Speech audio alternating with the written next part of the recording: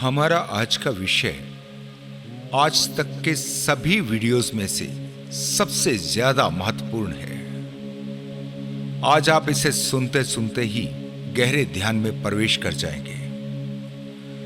अगर आप ध्यान का स्वाद लेना चाहते हैं तो बस थोड़ी देर शांत होकर केवल इसे सुने। निश्चित ही आप आज कहीं खो जाएंगे। आप आज स्वयं को भूल जाएंगे। आज आपके जीवन का अंधकार समाप्त होकर आपके जीवन में प्रकाश फैल सकता है। आप अपने अज्ञान से बाहर हो सकते हैं। आज का विषय है अज्ञान से ज्ञान की ओर, दुखों से मुक्ति और परमानंद की प्राप्ति। जब तक आपको अपने अज्ञान का पता नहीं चलता तब तक आप अज्ञान को ही ज्ञान समझ लेते हैं, जो कि आपकी भटकन का सबसे बड़ा कारण बनता है। जितने भी जीवन के दुख हैं, सभी दुख अज्ञान के ही कारण हैं। जब अज्ञान हटता है तो ज्ञान अपने से ही उपलब्ध हो जाता है। ज्ञान को कहीं बाहर से लेना नहीं है, ज्ञान तो आपके भीतर ही छुपा है। ज्ञान के सूर्य का प्रकाश तो चारों तरफ बरस रहा है। आपने ही अज्ञान के परकोटे से अपने को ढक रखा है। अज्ञान का आवरण हट जाए तो ज्ञान का प्रकाश तुरंत आपको प्रकाशित कर देता है। आपका सबसे बड़ा अज्ञान है यह समझना कि आप आध्यात्मिक हैं। क्या आप एक धार्मिक व्यक्ति हैं? क्या आप वास्तव में आध्यात्मिक हैं? क्या आप में परमात्मा की प्यास है? क्या आप सत्य के खोजी हैं? ये कुछ ऐसे प्रश्न हैं जो आपको अपने से जरूर पूछने चाहिए, क्योंकि 99% से भी ज्यादा जो मित्र अपने को आध्यात्मिक समझते हैं वो कहीं से भी आध्यात्मिक नहीं है, वो धार्मिक भी नहीं है। आपको अपने भीतर गहरे उतरना पड़ेगा, थोड़ी खोज करनी पड़ेगी। आपको देखना पड़ेगा कि वास्तव में जो आपकी प्यास है, क्या सच में ही वो परमात्मा की प्यास है, या फिर परमात्मा को आप एक साधन की तरह उपयोग करना चाहते हैं। परमात्मा से भी आप केवल अपनी वासनाओं को ही पूरा करना चाहते हैं। अभी आप आध्यात्मिक नहीं हैं, लेकिन हो सकते हैं। संभावना पूरी है। संभावना केवल तभी है कि जब आप अच्छे से जान जाएं कि अभी आप आध्यात्मिक नहीं हैं। क्योंकि अगर आप अपनी कल्पना में, अपनी ही बनाई हुई छवि में अपने को आध्यात्मिक मानते रहेंगे, फिर कभी आप धार्मिक हो सकें, आध्यात्मिक हो सकें, इसकी कोई भी संभावना नहीं है। इसलिए मैंने कहा कि अपने अज्ञान को जान लेना ही ज्ञान है। वास्तव में आपका मन बहुत चालाक है। आप अनजाने में ही उसके साथ हो जाते हैं। इसीलिए आपको संसार में दूसरे लोगों में तो बुराई नजर आती है, लेकिन अपने ही अंदर कभी बुराई नजर नहीं आती। आपका मन ही आपको धोखा देता है, जो कि आपको बताता है कि आपसे ज्यादा अच्छा व्यक्ति संसार में दूसरा कोई भी नहीं।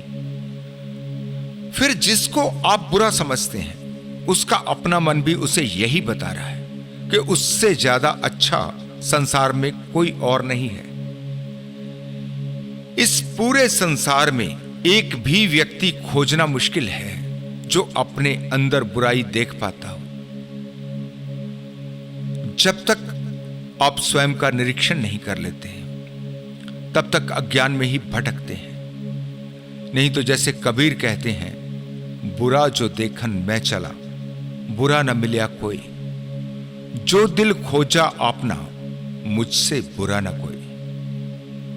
अपने ही भीतर की बुराई को मिटाना हो तो सबसे पहले जरूरी है कि आपको अपनी बुराई दिखाई दे जाए। आप उस पर पर्दा नहीं डालें, बस दिख जाए, पता चल जाए, फिर बुराई नहीं बच सकती, वो अपने से ही चली जाएगी। उसके लिए और कुछ भी करने की जरूरत नहीं। आप 24 घंटे अपने भीतर अपनी ही प्रतिमा को अपने मन के सिंहासन पर विराजमान करने की कोशिश करते हैं, जो कि आपके लिए बहुत जरूरी है। जरा सी भी आपकी प्रतिमा सिंहासन से हिल जाए, आप तुरंत पश्चाताप से भर जाते हैं। आपको जरा भी पता चल जाए कि आप बुरे हैं, तो आपका जीना मुश्किल हो जाएगा, सांस नहीं ले पाएंगे। बुराई के साथ आप चल ही नहीं सकते, छोड़नी नहीं पड़ती, बुराई अपने से ही छूट जाती है, बस एक बार उसका पता चल जाए। आज का विषय आपके लिए एक टेस्ट जैसा है, एक दर्पण की तरह है, जिसमें आप अपने असली स्वरूप को देख सकते हैं। आप अपने बारे में सब कुछ जान सकते हैं, लेकिन इसके लिए आपके भीतर बहुत साहस की जरूरत है, बहुत हिम्मत की जरूरत है। क्योंकि जैसे ही अपने भीतर के अज्ञान के दर्शन होते हैं, तो उसे सहन करना, उसे स्वीकार करना बहुत मुश्किल हो जाता है। जो भी मित्र आज के विषय को पूरी निष्ठा से समझ पाएंगे, उनके लिए सत्य में प्रवेश बहुत ही आसान हो जाएगा। उनके जीवन में परमात्मा की प्यास जाग जाएगी। उनकी संसार को देखने की और समझने की पूरी नजर बदल जाएगी। वो पहली बार दुख, सुख और आनंद को ठीक ठीक समझने में सक्षम हो पाएंगे। मुझे लगता है कि आज बहुत से मित्रों की भावनाएं आहत हो सकती हैं। उनकी अपनी ही छवि, वो छवि जो कि वास्तव में बिल्कुल नकली है, जिसके कारण से ही वो अपने को जानने में सक्षम नहीं है, उनकी वही छवि आज छिन्न भिन्न हो सकती है, जो कि बहुत अच्छा है। कितनी भी चोट पहुंचे, लेकिन अगर वो आपको सही रास्ते पर ले जाए, आपके जीवन में जागरण ला सके, आपको परमात्मा से मिला सके, तो उससे ज्यादा शुभ कुछ भी नहीं हो सकता। ध्यान रखें और ठीक से समझ लें कि आज तक आप किसी दूसरे को नहीं, अपने को ही धोखा देते आए हैं। आखिर कब तक आप अपने भ्रम के जाल में भटकते रहेंगे? एक बार इस जाल से बाहर हो जाए, एक बार आपकी नींद टूट जाए, एक बार आपको अपने ही दर्शन हो जाए, तो परमात्मा ही आपका जीवन बन जाता है। आपके अपने भीतर ही आपको परमात्मा मिल जाता है। हमेशा की तरह आज की वीडियो के अंत में एक 5 मिनट का छोटा सा ध्यान करेंगे, जो कि आपको किसी दूसरी ही दुनिया में ले जाने में सक्षम है। एक ऐसा संगीत जिसके यान पर, जिसके वाहन पर आप बस सवार हो जाएं। अपने सारे ध्यान को उस संगीत पर केंद्रित कर दें। फिर आप पाएंगे कि जैसे हवाएं आपको उड़ाकर ले जा रही हैं।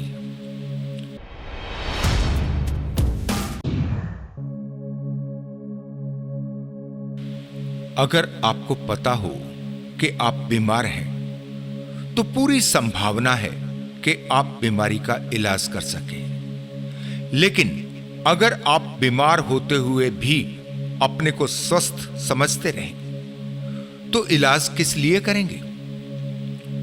कैसे ठीक हो पाएंगे? ठीक इसी तरह अगर आपके जीवन में अध्यात्म की एक किरण भी नहीं हो और आप अपने को आध्यात्मिक समझ रहे हों, तो कोई संभावना नहीं कि आप कभी आध्यात्मिक हो सकें। ठीक यही आपके साथ हो रहा है,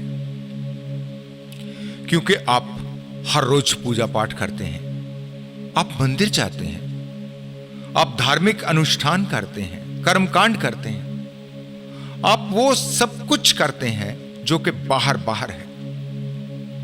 आप परमात्मा की पूजा करते हैं, प्रार्थना करते हैं, लेकिन किस परमात्मा की? उस परमात्मा की जो दूर कहीं आकाश में बैठा है, जो बाहर है। लेकिन अध्यात्म है जो आपके ही भीतर है, जो बाहर नहीं है। बाहर के परमात्मा की खोज का नाम अध्यात्म नहीं है, आपके ही भीतर के परमात्मा की खोज। क्योंकि अध्यात्म है अध्ययन आत्म, अपना स्वयं का ही अध्ययन। आप ठीक से अपने को देखें। क्यों आप मंदिर जा रहे हैं? क्यों आप दान पुण्य कर रहे हैं? आप परमात्मा से क्या प्रार्थना कर रहे हैं? जितने भी भजन, आरतियां, स्तुतियां, जितनी भी आपकी तथाकथित धार्मिक कथाएं हैं, उन सब में है क्या? आपकी कोई चाह, आपकी कोई मांग? कहीं आपको दुखों से मुक्ति चाहिए, कहीं आपको किसी फल की कामना है। ओम जय जगदीश हरे, स्वामी जय जगदीश हरे। भक्त जनों के संकट, दास जनों के संकट क्षण में दूर करे। जो ध्यावे फल पावे, स्वामी दुख बिन से मन का। सुख संपत्ति घर आवे, कष्ट मिटे तन का। आपकी सारी धार्मिकता का आधार आपका अपना ही स्वार्थ है। परमात्मा की खोज भी इसलिए करनी है ताकि आप दुखों से मुक्त होकर सुख संपत्ति को प्राप्त कर सकें। जहां से भी देखोगे तो आप पाओगे कि आपकी सारी आध्यात्मिकता का केंद्र परमात्मा नहीं है। आपका केंद्र तो आप स्वयं ही हैं। अगर सुख चाहिए तो किसको? आपको। अगर मुक्ति चाहिए तो किसको? आपको। परमात्मा तो आपके लिए केवल एक साधन बन रहा है। अगर कभी कोई और साधन बन जाए जिसका पक्का पता चल जाए कि वो आपको सुखों से भर सकता है, तो आप परमात्मा को भूलकर उसके पीछे चले जाएंगे। यहां आप देख ही नहीं पा रहे कि आप कर क्या रहे हैं, आप क्या मांग रहे हैं। क्या जो भी आप मांग रहे हैं वो आपके लिए सही है या गलत? इसको समझने से पहले आप ये समझने की कोशिश करें कि आप आखिर कर क्या रहे हैं। तभी आपको पता चलेगा कि आपकी सभी मांगें अपने ही पैरों पर कुल्हाड़ी मारने जैसी हैं। आप परमात्मा की पूजा नहीं कर रहे, आप परमात्मा का अपमान कर रहे हैं। आप कहते तो हैं कि परमात्मा सर्वशक्तिमान है, आप कहते तो हैं कि परमात्मा सबको देख रहा है, परमात्मा सबको उसके कर्मों का फल देता है। लेकिन अगर भीतर से देखेंगे तो आप इसे बिल्कुल भी स्वीकार नहीं करते। आपको परमात्मा पर जरा भी भरोसा नहीं। ऐसा मैं क्यों कह रहा हूं? क्योंकि आप मानते हैं कि अगर आप पूजा पाठ या धार्मिक कर्मकांड नहीं करेंगे तो आपका जीवन दुखी रहेगा। आपने तो परमात्मा को चापलूसी पसंद बना दिया। आपने परमात्मा को भी अपूर्ण बना दिया। तुम लाख कहो, तुम पूर्ण परमात्मा, तुम अंतर्यामी, लेकिन आपका परमात्मा ना तो पूर्ण है ना ही अंतर्यामी। क्योंकि उसे आपकी पूजा पाठ की, आपकी चमचागिरी की जरूरत पड़ रही है। क्योंकि वो तभी आपकी तरफ देखेगा जब आप उसका गुणगान करोगे। काश के आपको पता चल जाए कि आप कितने गहरे अज्ञान में हैं। काश के आपको दिखाई पड़ जाए कि उस विराट में आप कितने छोटे हैं। आप मंदिर जाते हैं, आपकी कोई मनोकामना है जिसे आप चाहते हैं कि वो पूरी हो जाए। काश के आपको समझ आ सके कि अगर कभी आपकी सभी मनोकामनाएं पूरी हो जाए तो आपका क्या हाल होगा। परमात्मा पर आपका इतना भी विश्वास नहीं है कि आप कह सकें कि परमात्मा कभी कोई गलती नहीं करता। जब जब आप कहते हैं कि परमात्मा जो करता है अच्छा ही करता है, ये सब आपका कहा हुआ केवल ऊपरी सतह पर है, केवल शब्दों में है। आपके अंदर ये भाव आज तक कभी उतरा ही नहीं। अगर उतरा होता तो फिर मनोकामना का क्या अर्थ रहता? जब वो पहले से ही सब सही कर रहा है तो फिर मांग का क्या अर्थ?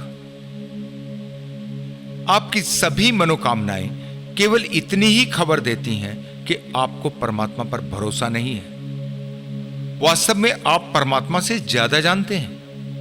आप ही परमात्मा को बताते हैं कि क्या करना है और क्या नहीं।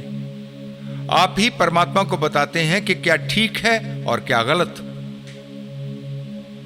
अक्सर आप कहते हैं कि परमात्मा सबकी रक्षा करना, सबको खुशियां देना, सबको सुखी रखना। आपको लगता है कि आप बहुत धार्मिक हो गए, क्योंकि आपने अपने लिए नहीं समस्त संसार के लिए मांगा।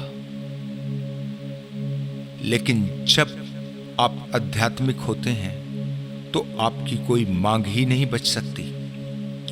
अगर आपको परमात्मा पर पूर्ण विश्वास हो तो फिर कैसी मांग? ना अपने लिए ना ही संसार के लिए।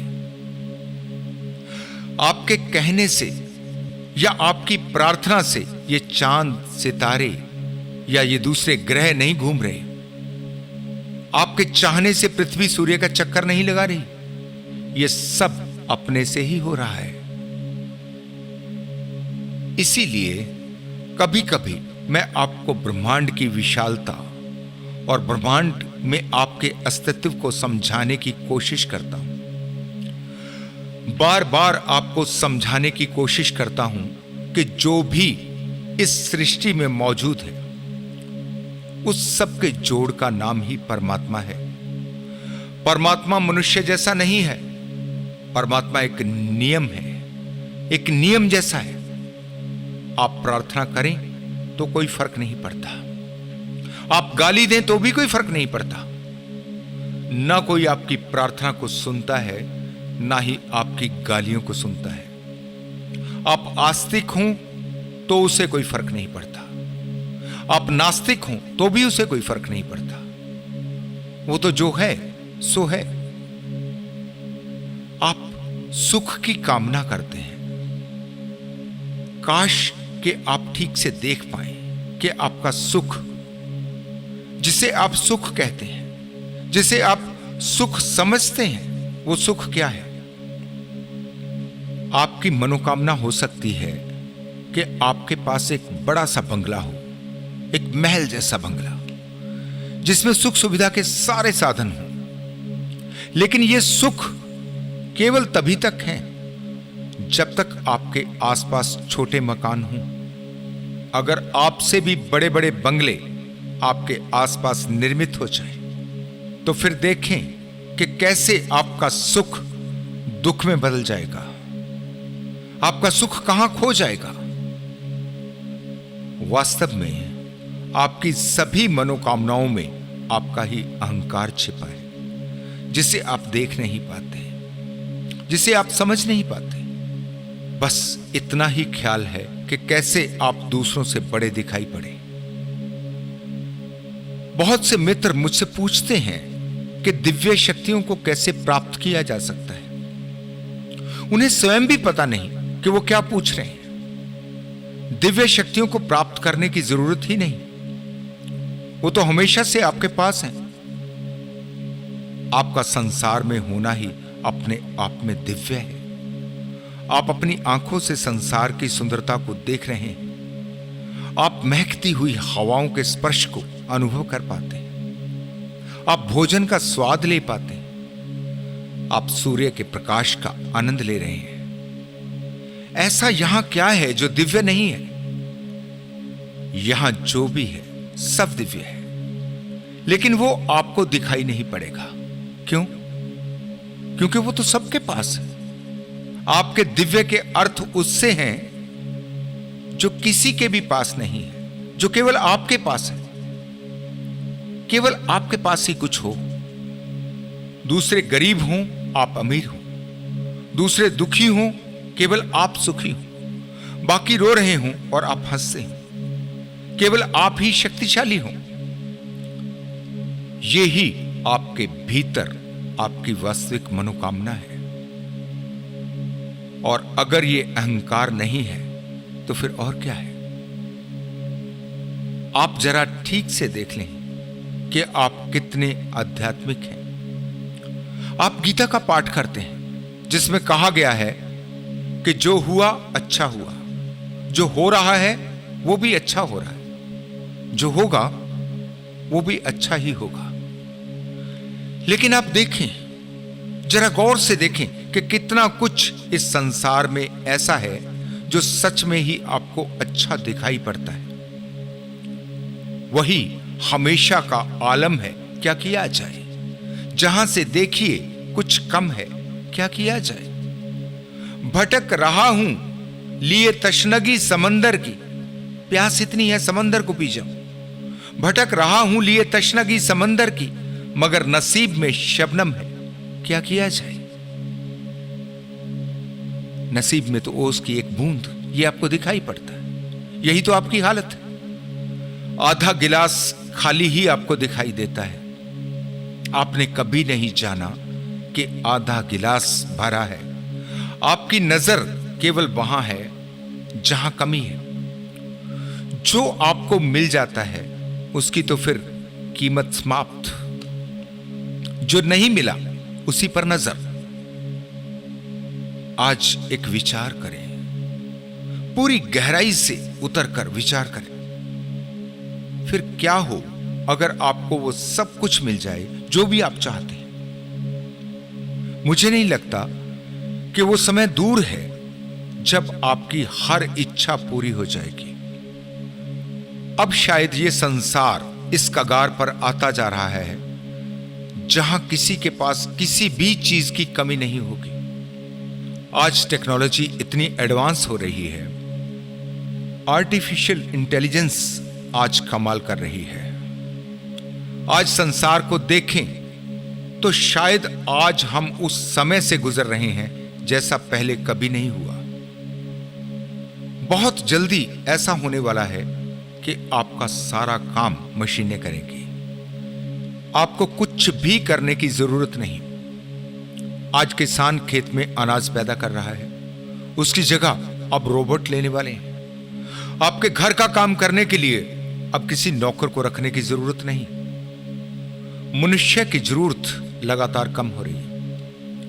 वो दिन दूर नहीं जब आपके करने के लिए कोई भी काम नहीं बचेगा। अगर आज से पहले किसान खेती करना छोड़ देते तो फिर अनाज कौन पैदा करता। लेकिन आज इसकी कोई चिंता नहीं। जब मशीनें काम कर सकती हैं, पैदावार कर सकती हैं, तो मनुष्य को क्यों कष्ट दिया जाए। प्रोडक्शन पर तो कोई असर नहीं हो रहा। देखा जाए तो पैदावार तो मशीनों से सैकड़ों गुना ज्यादा हो सकती है। अभी हाल ही में वैज्ञानिकों ने कुछ नई खोजें की हैं जिनसे पता चलता है कि पानी पर जमने वाली काई, जिसे फंगस कहते हैं, फंगी कहते हैं, इसमें भरपूर मात्रा में प्रोटीन मौजूद है। इसी फंगस को, जिसे कुछ लोग कवक भी कहते हैं, इसको प्रोसेस करके स्वादिष्ट भोजन में बदला जा सकता है। हमारी पृथ्वी पर ऐसी फंगस इतनी मात्रा में मौजूद है जिससे हमारे जैसी 100 से भी ज्यादा पृथ्वियों को भोजन उपलब्ध करवाया जा सकता है। दूसरी तरफ आप देखें कि जितनी भी इंडस्ट्री है, जितने भी कारखाने हैं जिसमें आज हजारों मजदूर काम कर रहे हैं, अगर उन इंडस्ट्रीज में मजदूरों की जगह रोबोट्स आ जाएं, तो मजदूरों से काम करवाना कौन पसंद करेगा। मनुष्य पर भरोसा ही नहीं किया जा सकता। कोई चोरी कर ले, कोई उपद्रव करे, न जाने कब इनकलाब जिंदाबाद हो जाए, तो कौन पचड़े में पड़े। जिस भी क्षेत्र में आप देखें वहीं आर्टिफिशियल इंटेलिजेंस काम कर रही है। अभी चैट जीपीटी के नाम से एक वेबसाइट इतनी पॉपुलर हो रही है, आप चाहें उससे कोई कविता लिखवा लें, चाहें तो कोई कहानी लिखवा लें। बस आपको केवल इतना ही बताना है कि आप कैसी कहानी चाहते हैं, उसमें कितने पात्र होने चाहिए, वो कहानी कोई लव स्टोरी हो या थ्रिलर। चैट जीपीटी आपके लिए जैसी आप चाहते हैं ठीक वैसी ही कहानी या कविता या फिर कोई लेख, और वो भी बिल्कुल नया, ठीक वैसे ही आपके लिए लिख देता है जैसे कि आप किसी लेखक से लिखवाएं, वो भी चुटकियों में। यहां तक कि अगर आप उससे किसी कंप्यूटर प्रोग्राम की कोडिंग करवाना चाहें तो भी उसे कुछ ही मिनटों में करने में सक्षम है। मेरे कहने का अर्थ है कि अब वो समय आ रहा है जहां मनुष्य के लिए कोई भी काम नहीं बचेगा।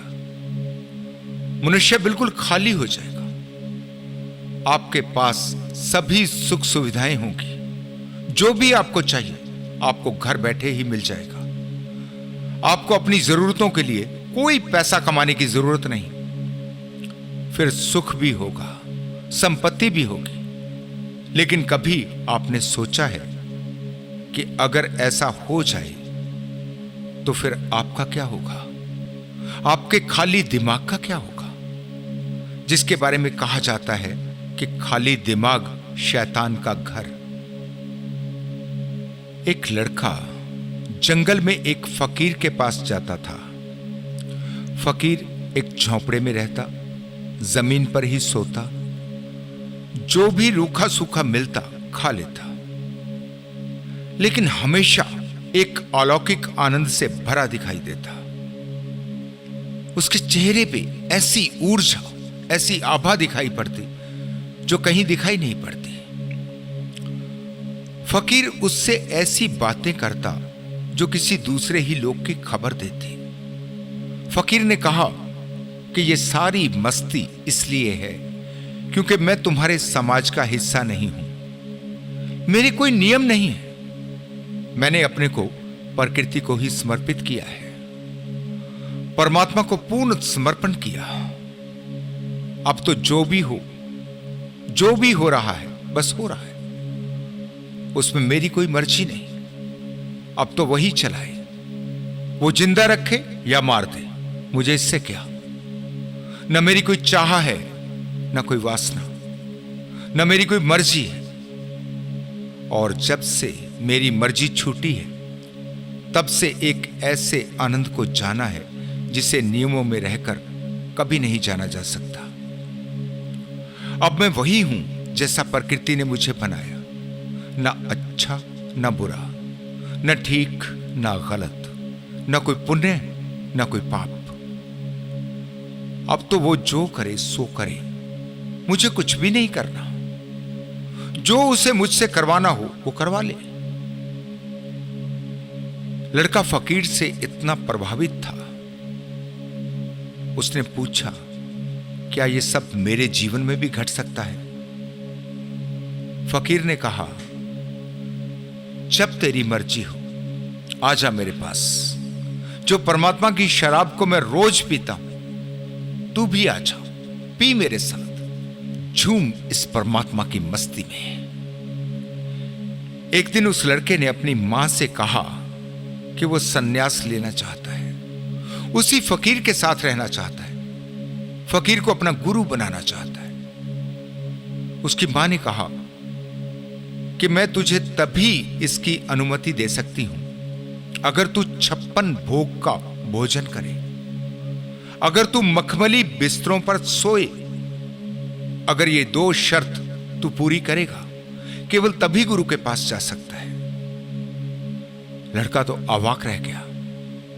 जंगल का जीवन, भूमि पर सोना, क्या खाने को मिलेगा कुछ पता नहीं। फकीर तो स्वयं कुछ रूखा सूखा खाता, तो ये 56 भोज मेरे लिए कहां से आएंगे? वो वापस जंगल में फकीर के पास गया। फकीर को बताया कि उसकी मां ने ये 2 शर्त रखी। अब मैं क्या करूं? फकीर तो उसकी बात सुनकर बहुत हंसा। फकीर ने कहा कि तेरी मां ने कुछ भी गलत नहीं कहा। जब तुझे सारा दिन जंगल में काम करके तेज भूख लगेगी तो सूखी रोटी भी तुझे 56 भोग का आनंद देगी। सारा दिन मेहनत करके जब थक जाएगा तो जमीन पर भी सोएगा तो मखमली बिस्तर का आनंद मिलेगा। तू क्या सोचता है, जिनके पास मखमली बिस्तर है, क्या वो सच में ही मखमली बिस्तर पर सो रहे हैं? जरा जाकर देख तो लेना। मखमली बिस्तर भी कांटों की शैया बन जाते हैं, क्योंकि उनके पास बिस्तर तो है लेकिन नींद नहीं। आरामदायक आवास तो है लेकिन एक पल को भी शांति नहीं। 56 व्यंजन तो हैं लेकिन भूख नहीं। नींद का आनंद लेना है तो श्रम अनिवार्य है। भोजन का आनंद लेना है तो भूख आवश्यक है। और आपकी मनोकामनाएं क्या है, जरा ध्यान से देख लेना। आप चाहते हैं कि आनंद तो हो लेकिन श्रम नहीं। आप चाहते हैं कि बिना कुछ किए ही बैठे बिठाए सारी सुख सुविधाएं मिल जाए। अब संसार की पूरी संभावनाएं हैं कि आने वाले समय में यह सब कुछ हो सकता है, यह सब संभव हो सकता है। लेकिन क्या आप जानते हैं कि अगर यह सब हो जाए तो 10-15 दिन भी असहनीय हो जाएंगे?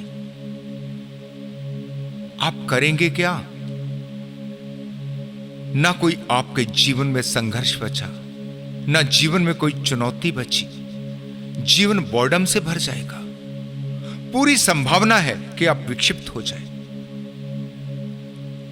तब शायद पहली बार हम ऐसा समय देखें जहां हर किसी को ध्यान की आवश्यकता होगी। पहली बार आपको पता चलेगा कि अपने ही केंद्र की खोज कितनी जरूरी है। मानव के जीवन का सबसे बड़ा लक्ष्य है स्वयं की खोज। जब तक आप अपने केंद्र को प्राप्त नहीं करते तब तक केवल भटकन ही भटकन है। जब तक ध्यान को उपलब्ध नहीं होते तब तक सभी तरह के उपद्रव जीवन में चलेंगे।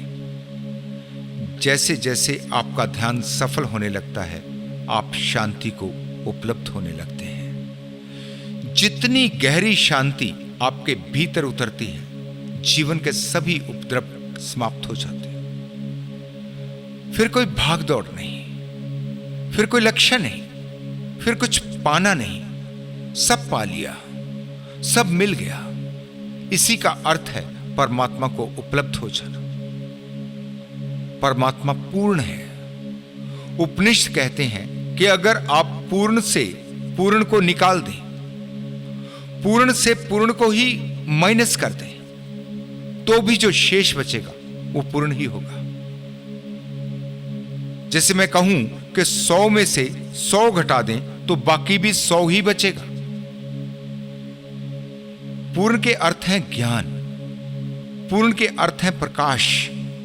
जैसे एक जला हुआ दिया किसी बुझे हुए दिए को ठीक अपने जितनी ही रोशनी दे सकता है, फिर भी उसकी रोशनी में कोई फर्क नहीं पड़ता। जैसे कोई अपने सारे ज्ञान को किसी दूसरे को देता है तो भी उसके ज्ञान में रत्ती भर भी फर्क नहीं पड़ता। उसी परमात्मा के साथ एक होकर आप भी पूर्णता को अनुभव करते हैं। केवल तब तक इच्छाएं हैं, केवल तभी तक वासनाएं हैं जब तक आप अपूर्ण हैं। पूर्ण हुए तो फिर कोई वासना शेष नहीं, न धन की, न पद की, न बंगलों की, न गाड़ियों की। फिर तो जीवन में परम संतुष्टि है। इस संसार में चाहे आप कुछ भी प्राप्त कर लें, चाहे कितने ही बड़े पदों पर पहुंच जाए, आपके जीवन की अशांति समाप्त नहीं हो सकती। मात्र एक ही मार्ग है, ध्यान। अभी कुछ मित्र पूछते हैं कि क्या ध्यान करने से धन की प्राप्ति हो सकती है?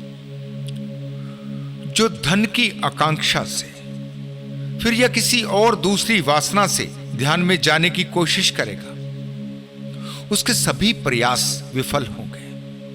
वो कभी सफल हो ही नहीं सकता। क्योंकि ध्यान का अर्थ है शून्य में प्रवेश। ध्यान के अर्थ हैं सभी विचारों का रुक जाना।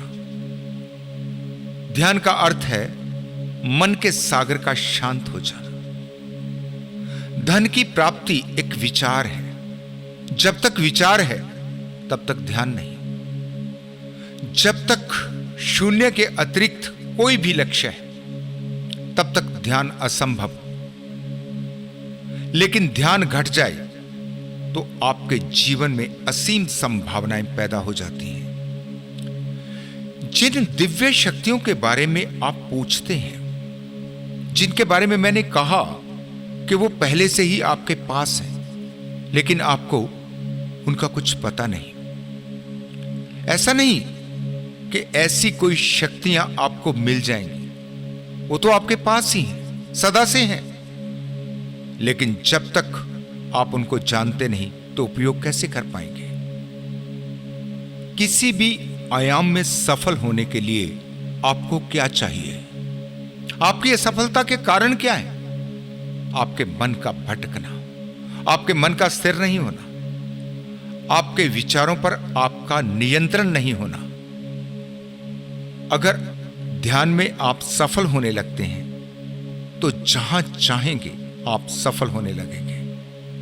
जहां आप अपने मन को केंद्रित करेंगे, मन वहीं केंद्रित हो जाएगा। तब आपकी सारी ऊर्जा, आपकी सारी शक्ति एक बिंदु पर केंद्रित हो जाएगी। फिर आपको सफल होने से कौन रोक सकता है? अभी कितने ही मित्रों के कमेंट्स होते हैं। कुछ मित्र बार बार ईमेल करके प्रश्न करते हैं कि ध्यान सफल नहीं हो पा रहा, जिसके बारे में मैं बार बार आपको समझा रहा हूं कि आप सफल होने का प्रयास कर रहे हैं, इसीलिए तो सफल नहीं हो पा रहा। जब तक आप बिल्कुल सहज नहीं होते, जब तक आप अपनी इस सोच को बंद नहीं करोगे कि ध्यान घट जाना चाहिए, तब तक आप सफल नहीं होंगे। बस आप शांत होकर बैठ जाएं, चाहे लेट जाएं, अपने को खाली कर दें। कोई जल्दी नहीं। आप नहीं सोचें कि सफल होंगे या नहीं, कोई फर्क नहीं पड़ता। सफलता की चाह ही ध्यान की सबसे बड़ी रुकावट है। दो साधक दो अलग अलग वृक्षों के नीचे बैठकर हर रोज ध्यान करते। एक दिन अचानक एक देवता अवतरित हुआ। वो पहले साधक के पास गया और उससे पूछा कि क्या तुम जानना चाहते हो कि तुम्हारा ध्यान कब तक सफल होगा? सफल होने में तुम्हें कितना समय लगेगा? साधक की तो आंखें चमकने लगी। उसने कहा कि निश्चित ही, मैं तो हर रोज यही सोचता हूं कि आखिर कब मेरा ध्यान सफल होगा, कब मुझे सत्य मिलेगा, कब मैं परमात्मा को अनुभव कर पाऊंगा।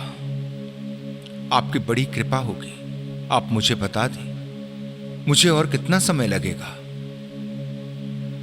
देवता ने कहा कि जिस पेड़ के नीचे तुम बैठे हो, इस पेड़ पर जितने पत्ते हैं उनकी गिनती कर लो। ठीक इतने ही जन्म लगेंगे जितने पत्ते हैं। सत्य को उपलब्ध होने में इतने जन्म लगेंगे। साधक का तो चेहरा उतर गया, वो क्रोधित हो गया। उसने सोचा, इतने जन्म? पेड़ पर तो लाखों पत्ते हैं, लाखों जन्म तक प्रतीक्षा। मैं तो सोच रहा था कि बस थोड़े ही दिन में मैं परमात्मा को अनुभव कर लूंगा। फिर तो ये सब बकवास, इतनी प्रतीक्षा नहीं कर सकता। वो उसी समय सब ध्यान छोड़कर भाग खड़ा हुआ। फिर देवता दूसरे साधक के पास पहुंचा। उस साधक के चेहरे पर अपार शांति बरस रही थी। देवता ने उस साधक से भी पूछा कि क्या वो जानना चाहता है वो कब तक सफल होगा? साधक ने शांति से उत्तर दिया कि मुझे इसको जानने में कोई रुचि नहीं, क्योंकि मुझे कुछ प्राप्त ही नहीं करना। ध्यान करना ही मेरा आनंद है। मैं ध्यान में बैठता हूं तो इतना आनंद बरस जाता है कि मुझे और किसी चीज की कोई आकांक्षा नहीं।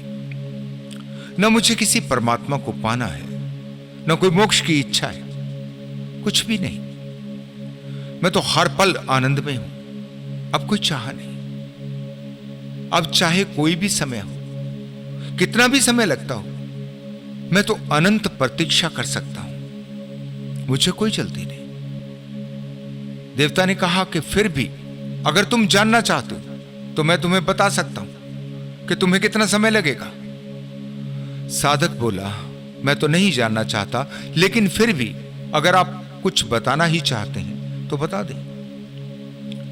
देवता ने कहा कि इस वृक्ष पर जितने पत्ते हैं इतने ही जन्म लगेंगे तुम्हें परमात्मा को उपलब्ध होने में। साधक ने सिर उठाकर पेड़ के पत्तों को देखा, फिर बहुत खुश होकर बोला, अरे बस इतने ही जन्म, फिर तो कोई बात ही नहीं, फिर तो मंजिल निकट।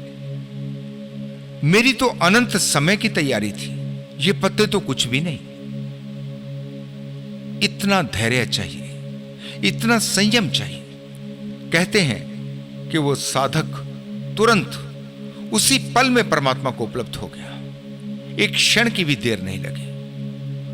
जो प्रतीक्षा कर सकता है, जिसे कोई जल्दी नहीं, जो अपने ध्यान में ही अपने आनंद को प्राप्त करता है, जिसे कोई आकांक्षा नहीं, जिसके ध्यान का आनंद ही पर्याप्त है, वो ध्यान को उपलब्ध हो जाता है।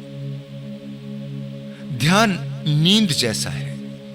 अगर कभी आपको नींद नहीं आ रही और आप सोचने लगे कि नींद क्यों नहीं आ रही, नींद आ जानी चाहिए, तो जितना ज्यादा आप नींद के बारे में सोचेंगे, जितना ज्यादा आप नींद के लिए प्रयास करेंगे, नींद उतना ही आपसे दूर हो जाएगी। जिन मित्रों को नींद ना आने की समस्या है वो एक प्रयोग करके देख सकते हैं। आप नींद की कोशिश ही छोड़ दें, बल्कि उल्टा काम करें। अपने भीतर गहरा भाव पैदा करें कि आपको आज सोना ही नहीं। आप कुछ भी करें, चाहे कोई वीडियो देखें, कोई संगीत सुने, कोई खेल खेलें, लेकिन पूरी ईमानदारी से आपने कोशिश करनी है कि आज सोना नहीं है, आज जागना है। आप हैरान हो जाएंगे कि नींद आपको परेशान करने लगेगी। जो नींद पहले आपके सभी प्रयासों के बाद भी नहीं आ रही थी, अब वही नींद आप पर हावी हो जाएगी। ठीक यही सही ध्यान करने का तरीका है। ध्यान के लिए शांत होना है, कोई प्रयास नहीं करना, सब कुछ करना छोड़ दो, कोई संघर्ष नहीं। विचार आ रहे हैं, कोई विरोध नहीं, जो हो रहा है होने दे। आपको उन सब विचारों से अलग हो जाना है, आपको कोई प्रतिक्रिया ही नहीं देनी। समझ लें कि आप अलग हैं, विचार अलग, आपको उससे कोई मतलब नहीं। जैसे कुछ व्यक्ति आपके पास खड़े होकर बात करते हों, लेकिन आप अगर उनकी बातों पर ध्यान नहीं देंगे तो आपको पता भी नहीं चलेगा कि वो क्या बात कर रहे हैं। आपको उनकी आवाज भी सुनाई देनी बंद हो जाएगी। ठीक यही आपने अपने विचारों के साथ करना है। जो आते हों आए, आपको उनसे कुछ लेना देना नहीं। विचारों को रोकने की कोई चेष्टा ही नहीं करनी, बस दर्शक मात्र हो जाए। विचार आ रहे हैं और आप जान रहे हैं। आपका साक्षी भाव, जो भी हो रहा है, जो भी हो, कोई दखलंदाजी नहीं। आपका मन आपको डिस्टर्ब करने के सभी प्रयास करता है। मन कभी नहीं चाहता कि आप उसे रोक दें। मन का रुक जाना मन की मृत्यु है। वो पूरा जोर लगाता है कि आपको आकर्षित करे। मन कभी शून्य में नहीं जाना चाहता। वो चाहता है कि कम से कम कोई रिएक्शन तो दो, कोई प्रतिक्रिया तो दो। कम से कम इतना ही कहो कि कौन सा विचार धार्मिक, कौन सा अधार्मिक, कौन सा विचार अच्छा, कौन सा बुरा। कोई प्रतिक्रिया तो दो। आपने प्रतिक्रिया दी तो मन सफल हो गया, तो मन ने आपको भटका दिया, मन जीत गया और आप हार गए। लेकिन अगर आप कोई प्रतिक्रिया नहीं देते तो ज्यादा समय तक मन का यह खेल नहीं चल सकता। इसे कुछ इस तरह से समझें कि मान लो आपके साथ किसी व्यक्ति का झगड़ा हो जाए, वो कितना ही ऊल जुलूल आपको बोले, वो कितनी भी गाली दे, वो कुछ भी कर ले, आप प्रत्युत्तर नहीं देते, आप चुप हैं, आप उसकी बकवास को सुनते ही नहीं, किसी के शब्द आप पर कोई प्रभाव ही नहीं डालते। फिर आप सोच सकते हैं कि वो कितनी देर अकेला बकता झकता रहेगा, आखिर थक हार कर उसे चुप हो जाना पड़ेगा। आपकी चुप्पी, आपका कोई रिएक्शन ना देना आपका सबसे बड़ा हथियार बन जाता है। एक हाथ से कैसे वो ताली बजा सकता है। ऐसा नहीं कि केवल लड़ाई झगड़े में अगर कोई आपकी प्रशंसा करे तो भी आप पर कोई असर ना हो, ना तो प्रशंसा का असर, ना ही निंदा का। इसी को साधना कहते हैं। यही सबसे बड़ी साधना है। यही साधना जब आप अपने मन के साथ करते हैं तो विचारों को रोकना नहीं पड़ता। विचार फिर चल ही नहीं सकते। आपने विचारों के पैरों को छीन लिया। जैसे ही विचार रुकते हैं आपका शून्य में प्रवेश हो जाता है और वहीं पर छुपी है स्वयं की खोज। वहीं पर आप जानते हैं कि अब आप नहीं हैं, या फिर आप जानते हैं कि अब आप ही ब्रह्मांड हैं। आप संपूर्ण सृष्टि से जुड़े हैं। जब तक आप सृष्टि से टूटे रहते हैं, केवल तब तक आप अधूरेपन का अनुभव करते हैं। केवल तब तक ही आप अपूर्ण हैं। जैसे ही आप अपने को सृष्टि अनुभव करते हैं, ऐसा अनुभव करते हैं कि आप ही सृष्टि हैं, तो फिर आपकी कौन सी चिंता, फिर आपकी कौन सी अशांति। इतने विराट में भला आपकी क्या भूमिका, फिर आपकी क्या कोई मर्जी हो सकती है, फिर आपकी क्या कोई वासना हो सकती है। फिर किसी शांति की तलाश करने की जरूरत ही नहीं। असीम शांति आपके भीतर बरस जाती है। जहां आप हर चाह से बाहर हुए, जहां आपने अपनी मर्जी को छोड़ा, वहां पूरी प्रकृति आपको सब कुछ देने के लिए तैयार है। वो तो पहले भी दे रही थी, आपको उसे देखने का होश ही कहां था। आपके सभी प्रयास जिस दिन रुक जाते, आप ऐसा हो जाएंगे जैसे एक नदी में तैरता हुआ तिनका। तिनके की कोई मंजिल नहीं, तिनके को कुछ पाना नहीं। तिनका नदी के साथ है, नदी जहां ले जाए तिनका उसके साथ राजी। तिनके का कोई विरोध नहीं, तिनके की कोई यात्रा नहीं, तिनके का कोई संघर्ष नहीं। आप तिनके के आनंद को समझ सकते हैं। तिनका रुका हुआ नहीं है, तिनका तैर रहा है नदी के बहाव के साथ, लेकिन वास्तव में तिनका कुछ भी नहीं करता। जो करती है वो नदी ही करती। ठीक इसी तरह जिस दिन आपकी मर्जी छूटती है तो आप अपने से कुछ भी नहीं करते। फिर जो हो रहा है वो प्रकृति ही आपसे करवाती है। आप कितनी बार अंतरात्मा की आवाज की बात करते हैं, वास्तव में अभी आपको उस आवाज का कुछ भी नहीं पता, क्योंकि जब तक आपकी मर्जी बनी रहती है तब तक उस आवाज को आप सुन ही नहीं सकते। जब तक आप बाहर बाहर हैं तब तक आप भीतर उतर ही नहीं सकते। बाहर के सभी क्रियाकलापों को रोक दें, फिर चाहे वो कोई पूजा पाठ हो, चाहे कोई कर्म कांड हो, फिर चाहे वो कुछ भी हो, जो भी बाहर है, जो भी दूसरा है, सब छोड़ दें। इतना साहस चाहिए। अपने हर डर से आप मुक्त हो जाएं। कितना भी डर लगता हो, कितना भी आपको कोई डराए कि अगर सब कर्म कांड छोड़े तो ये बिगड़ जाएगा, वो बिगड़ जाएगा, वास्तव में ऐसा कुछ भी नहीं है। किसी परमात्मा को कोई जरूरत नहीं है कि वो आपसे कोई पूजा पाठ करवाए। वो तो पूर्ण है, उसकी कोई आवश्यकता नहीं। अगर अभी भी उसकी कोई आवश्यकता है तो हम उसे पूर्ण नहीं कह सकते। अपने हर भय से आपको बाहर आना होगा। इतना साहस चाहिए कि अब चाहे कुछ भी बिगड़ जाए, अब चाहे जो भी हो जाए, स्वयं के भीतर ही प्रवेश करना है, स्वयं को ही जानना है, प्रकृति के साथ एक होने का अनुभव लेना है। जिस दिन बाहर से दृष्टि समाप्त होती है, उसी दिन भीतर उतरना शुरू हो जाता है। उसी दिन आपको मार्ग मिल जाता है। और जैसे जैसे आपको अंतरिंद्रिय अनुभव होने लगते हैं, फिर आप कभी पलटकर नहीं देखते। अब आपकी मंजिल दूर नहीं, अब कोई भय नहीं। पहली बार आपके ही भीतर के परमात्मा की खोज शुरू होती है। बाहर के सभी परमात्मा नकली हैं, असली वही है जो आपके ही भीतर है।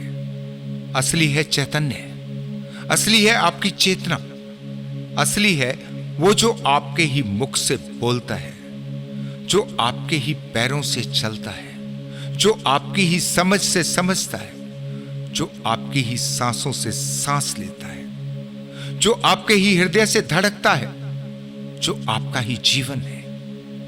आपके जीवन से बाहर और कुछ भी नहीं। जब आपका मंदिर बाहर नहीं, आपके ही भीतर निर्मित होता है, जो कि इतना पवित्र है कि बाहर के सभी मंदिर फीके हो जाते हैं, जो 24 घंटे आपको ऊर्जा से भरे रखता है, वही आपके जीवन का जागरण है। इसीलिए महात्मा बुद्ध ने कहा है कि कहीं कोई परमात्मा नहीं। वास्तव में उन्होंने कहा है कि बाहर कोई परमात्मा नहीं। जो भी है सब आपके ही भीतर है। आपका होश ही सब कुछ है, आपका जागरण ही पर्याप्त है। इसी का नाम असली अध्यात्म है। अध्यात्म बाहर की यात्रा नहीं, आपके ही भीतर की यात्रा है। इसलिए बुद्ध को कुछ कहने की जरूरत नहीं पड़ी, क्योंकि बुद्ध जानते हैं कि जब भी आप स्वयं को जान लेते हैं तो उसी के साथ वास्तविक परमात्मा को भी जान लेते हैं। आपका काल्पनिक परमात्मा केवल एक झूठ है, जिसके कारण आप कभी असली को खोज ही नहीं पाते। पहले नकली छूट जाए, असली तो अपने से ही मिल जाएगा। वो तो सदा से ही तुम्हारे साथ है, वो तो कभी तुमसे अलग हुआ ही नहीं। बस तुम उसे बाहर तलाश करने के कारण उसे देख नहीं पाए। बाहर का छूटा तो भीतर का मिला।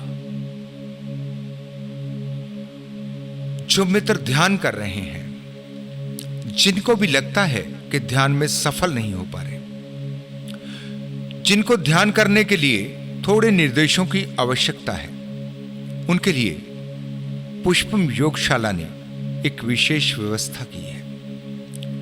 क्योंकि ध्यान में गहरे उतरने के लिए आपकी सांस एक वाहन के तरीके से प्रयोग होती है। आपकी सांस आपके विचारों से प्रभावित होती है, आपकी पूर्व धारणाओं से प्रभावित होती है।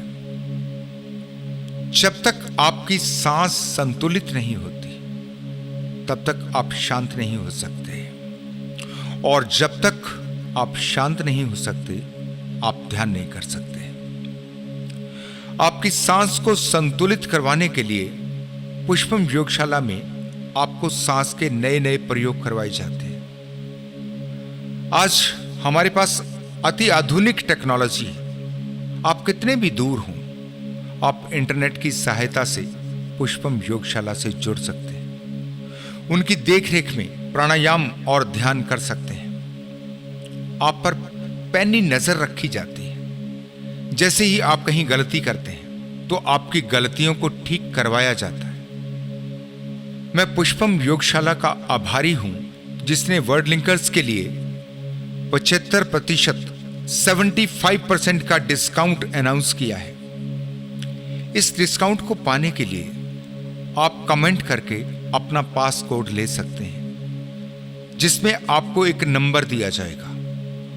पुष्पम योगशाला का व्हाट्सएप नंबर इस वीडियो की डिस्क्रिप्शन में दिया गया है, उस पर अपना वर्ड लिंकर्स का कोड टाइप करके आप इस डिस्काउंट को प्राप्त कर सकते हैं। वर्ड लिंकर्स का कोड लेने के लिए आप हमें ईमेल भी कर सकते हैं।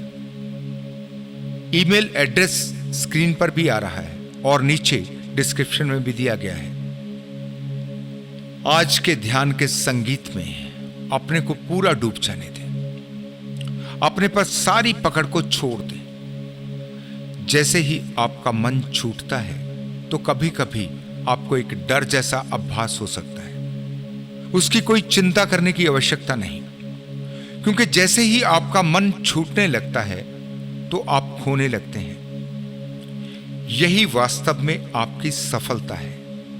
इसी को शून्य में प्रवेश करना कहा जाता है। जब आप बार बार प्रयोग करेंगे तो जितना भी आपका भय है वो आपके आनंद में तब्दील हो जाएगा। ये ठीक ऐसा है जैसा पहली पहली बार किसी ऊंचे झूले पर आप बैठते हैं तो आपको भय लगता है। जब आप बार बार झूले में बैठते हैं तो आपको रोमांच होता है, आनंद आता है। हमेशा की तरह आप वर्ड लिंकर्स टीम के व्हाट्सएप नंबरों पर संपर्क करके इस संगीत को मंगवा सकते हैं। इस संगीत का नाम X11 है, X11 है। बहुत से मित्रों के अनुरोध पर इस संगीत को 30 मिनट की जगह 60 मिनट का बनाया गया है, जबकि सहयोग राशि वही 100 रुपये है। आज के ध्यान को आप 1 घंटे तक भी कर सकते हैं। अभी पहले आप 5 मिनट के संगीत पर ध्यान करके देखें। इतने में ही आपको पता चल जाएगा कि आप इसमें कितना डूब सकते हैं। अगर ये आपको गहरे ध्यान में लेकर जाता है तो ये आपके जीवन में चमत्कार कर सकता है, आपके ध्यान में बहुत सहयोगी हो सकता है। आप अपने अज्ञान से निकलकर ज्ञान में प्रवेश करें। आप अपने भय का अतिक्रमण करें। आप सच्चे अर्थों में आध्यात्मिक हो। आपके लिए अध्यात्म आपके ही भीतर की खोज हो। आप समस्त वासनाओं से बाहर आकर स्वयं को समर्पित कर पाए। अपनी मर्जी को छोड़कर प्रकृति के साथ एक हो जाए, प्रकृति का हिस्सा हो जाए। नदी में तैरते तिनके की तरह लहरों पर नाचें, मस्ती में झूमते हुए नदी के बहाव में बहें। आपका जीवन परमानंद को उपलब्ध हो। इसी मंगल कामना के साथ आज मैं आपसे विदा लेता हूं। आप 5 मिनट के संगीत पर ध्यान करें। धन्यवाद।